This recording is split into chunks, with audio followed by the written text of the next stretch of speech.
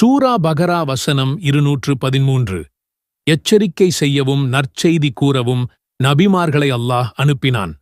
மக்கள் முரண்பட்டவற்றில் அவர்களிடையே தீர்ப்பு வழங்குவதற்காக உண்மையை உள்ளடக்கிய வேதத்தை அவர்களுக்கு அருளினான்.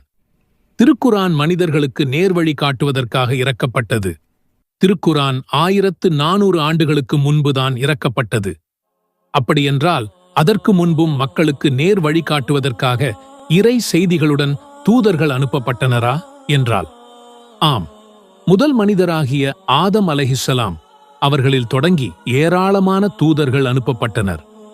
இதை பற்றி சூரா பாத்திரின் 24வது வசனத்தில் அல்லாஹுவை பற்றி எச்சரிக்கை செய்யும் நம்முடைய தூதர் வராத எந்த வகுப்பாரும் பூமியில் இருக்கவில்லை என்று அல்லாஹ் கூறுகிறான்.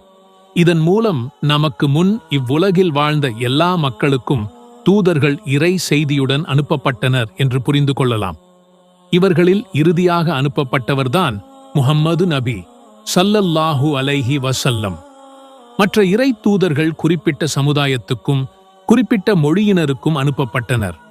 ஆனால் நபி ஸல்லல்லாஹு அலைஹி வஸல்லம் அகில உலகுக்கும் இறை தூதராக அனுப்பப்பட்டார்கள். அதாவது அவர்களுக்கு பிறகு உலகம் அழியும் நாள் வரை வரக்கூடிய அனைவருக்கும் முகமது நபி ஸல்லல்லாஹு அலைஹி வஸல்லம் அவர்கள்தான் தூதராவார். அவர்களுக்கு வழங்கப்பட்ட திருக்குரான் தான் இறுதி வேதம்.